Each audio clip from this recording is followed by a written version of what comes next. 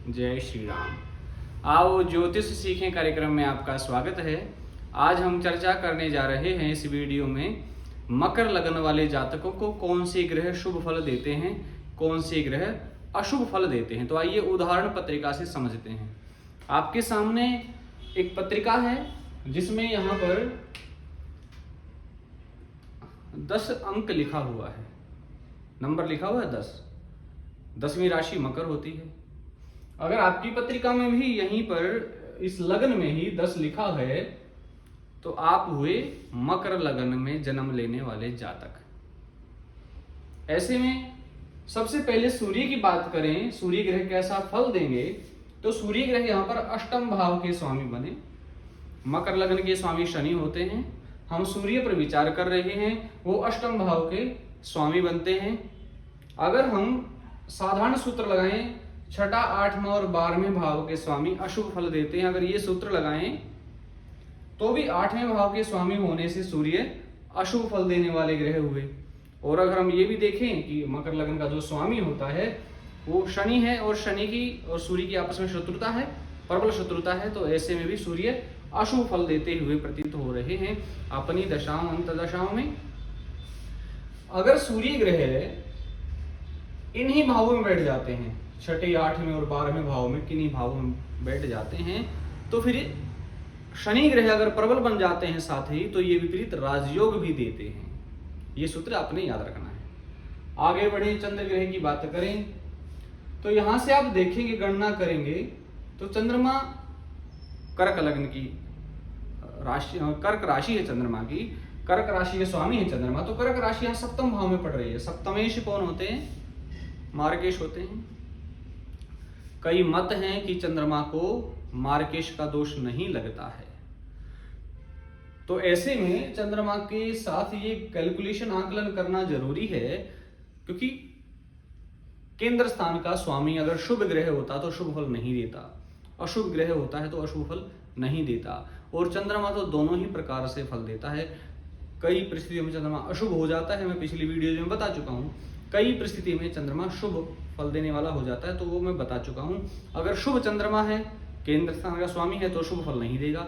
अशुभ है तो फिर अशुभ फल नहीं देगा। एक सूत्र तो ये लागू हो जाता है। साथ ही शनि की शत्रुता है चंद्रमा के साथ, तो ऐसे में चंद्रमा को कैलकुलेशन करने में यही देखा गया कि चंद्रमा भी शुभ फल नहीं दे पाते हैं मकर लग्न वाले जातकों के साथ। कई जगहों पर मिला जुला फल दे देते हैं।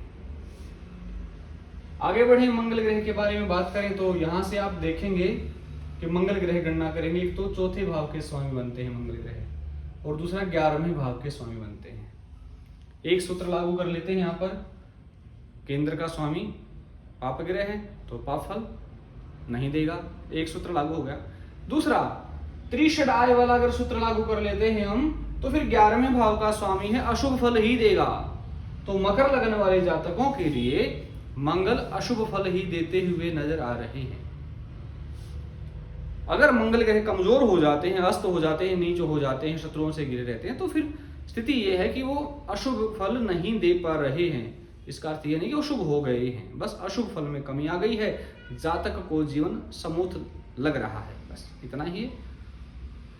बुध ग्रह की बात करें तो इस पत्रिका में बुध ग्रह छठे भाव के स्वामी हुए, साथ ही भाग्य भाव के भी स्वामी हुए। यानी कहें तो छठे भाव का स्वामी होने से और भाग्य का स्वामी होने से बुध ग्रह को भाग्येश का ही फल देते हुए देखा गया है। ऐसे में बुध ग्रह शुभ फल ही देंगे। तो बुध ग्रह शुभ फल देते हुए नजर आ रहे हैं। हालांकि कमजोर नहीं होने चाहिए, अस्त नहीं होने चाहिए, नीच राशि में नहीं होने चाहिए, शत्रुओं के साथ नहीं बैठे होने चाहिए, शत्रुओं से दृष्ट नहीं होने चाहिए, अच्छा ही फल देते हैं। गुरु ग्रह की अगर बात करें तो देखो यहां से गणना शुरू करेंगे तो गुरु बनते हैं धनु राशि के स्वामी। तो धनु 12वें भाव में बन गई है, चिंता का विषय है। 12वें भाव का स्वामी तो अशुभ फल ही देता है। साथ ही तीसरे भाव में भी मीन राशि बृहस्पति की राशि है, तो तीसरे भाव का स्वामी पापकारी भाव, इसका स्वामी पापकारी ग्रह है, तो पापकारी ग्रह अशुभ फल ही देता है। तो यहाँ पर गुरु को भी हम यूं ही कहेंगे कि मकर लग्न वालों के लिए गुरु अच्छा फल नहीं देते। शुक्र की बात करें तो शुक्र को थोड़ा समझें। शुक्र यहाँ पर पंचमेश बने तो योगकारी बने, पंचम भाव का स्वामी योगकारी होता है तो अच्छा ही फल देगा, शुभ फल ही देगा। बशर्ते वो गलत स्थानों में अगर बैठ जाता है, दुस्थानों में बैठ जाता है तो बड़ी हानि हो जाती है फल की। ये सब गणना करने के बाद ही फलादेश करना चाहिए ज्योतिषी को। तो शुक्र मकर लगन वाले जातकों के लिए शुभ फल ही देते हैं। साथ ही यूं भी समझ लिए कि शनि के मित्र भी हैं, तो शनि के लगन वाले जातकों को थोड़ा सा परेशान नहीं कर सकते, मतलब अच्छा ही फल देंगे। अब शनि ग्रह की बात करें तो मकर लगन के स्वामी जो हैं वो शनि ग्रह हैं, लग्नेश हैं शनि ग्रह, शुभतम फल देंगे, बहुत बहुत अच्छा फल देंगे शनि ग्रह मकर लगन वाले जातकों के लिए। तो आज की इस वीडियो में आप इतना ही समझें, जानें। कैसी लगी हमारी वीडियो इस पर आप टिप्पणी जरूर करें। आज के कार्यक्रम में इतना ही। जय श्री राम।